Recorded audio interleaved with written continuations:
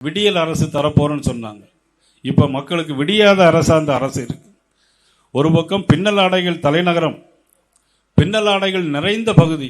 இப்ப என்ன தெரியுமா நிறைந்து இருக்கு, எங்க பார்த்தாலும் கஞ்சாவும் போதை பொருளும் நிறைஞ்சிருக்கிற நாடாக இந்த தமிழ்நாடு இருந்திருக்கு. கஞ்சா போட்டுட்டு அரசு பள்ளி மாணவன் ஆசிரியரை வெட்ட சம்பவம் நம்ம பகுதியிலே நடந்திருக்கு. உங்களுக்கெல்லாம் தெரியுமில்லையா அந்த சம்பவம், நடந்த சம்பவம். அதே மாதிரி 3 பேர் பல்லடத்தில் 3 பேர் படுகொலை செய்யப்பட்டாங்க. ஒரு வீட்டில் ஒரு சிறுவன் கஞ்சா போதையில் போய் கை தனியா கால் தனியா கை தனியா கால் தனியா வெட்டியிருக்கான் 3 பேரை. 5 வயது சிறுவன் தப்பி ஓடிய சம்பவம் இதே ஊரில் அரங்கேறிக்கிறது என்பதை யாரும் மறந்துவிட முடியாது. வன சரக அலுவலகத்தில் ஃபாரஸ்ட் டிபார்ட்மெண்ட்ல ஒருத்தரை விசாரணைக்குன்னு கூட்டிட்டு போறாங்க. விசாரணைக்குன்னு கூட்டிட்டு போய் ஆனா திருப்பி வரும்போது பணமா தான் வர்றாங்க. இது திராவிட மாடல் ஆட்சி.